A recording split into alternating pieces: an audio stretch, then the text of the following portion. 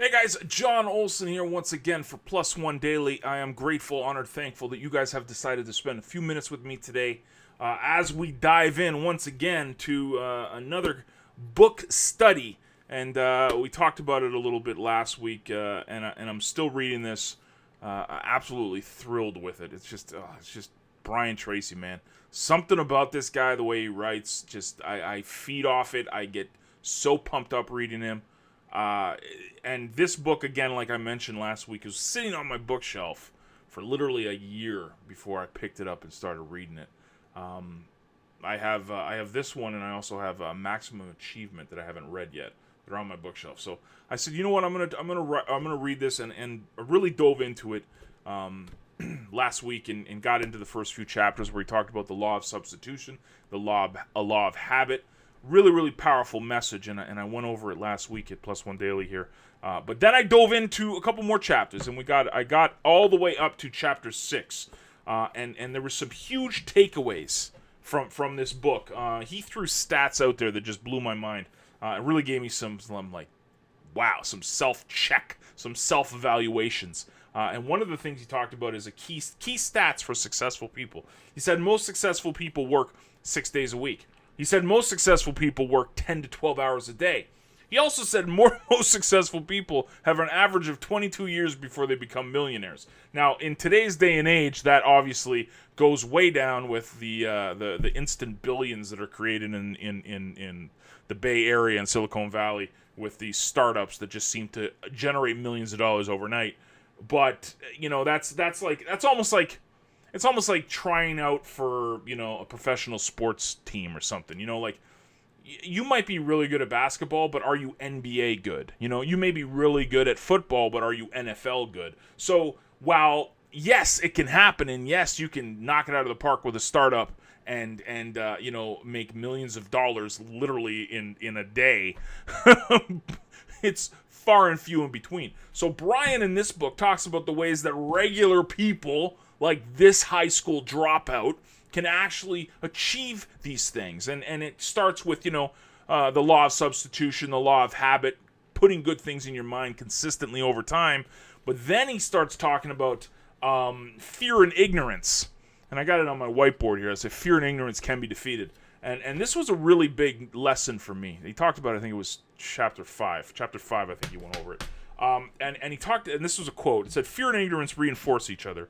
They grow until they induce you into a form of mental paralysis that leads to underachievement and failure." And that was on page 81.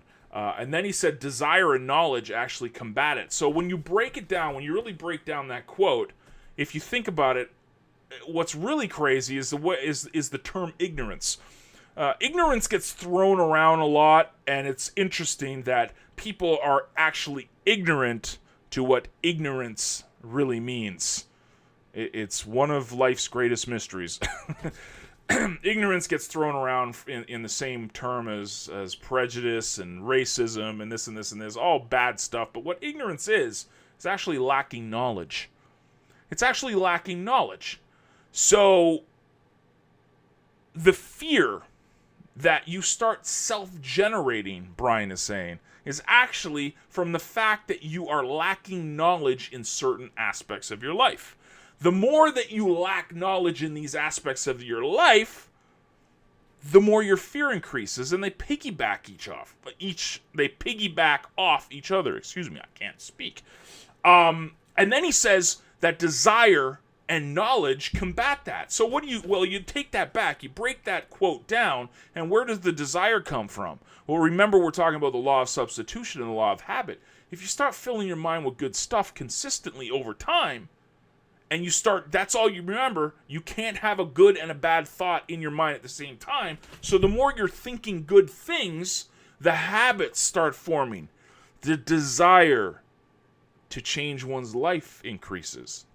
And what is one of the biggest ways you can increase your knowledge? Reading more, studying more, watching more good videos, listening to podcasts by leaders and experts in your field that you've chosen.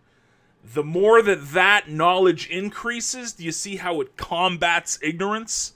The desire X's out fear. Just totally gets rid of it. Because the more you desire to change, the more you are willing to take chances and grow, and +1 each and every day, your fear will decrease. But now how do you decrease ignorance is that you start learning more. Because if ignorance is lacking knowledge, if you're starting to learn more and increase your knowledge, Captain Obvious, your ignorance will go down while your knowledge increases. So far in the book, the two big takeaways for me, the first 2 chapters were great. When he talks about the law of substitution, law of habit, the framework for this entire book.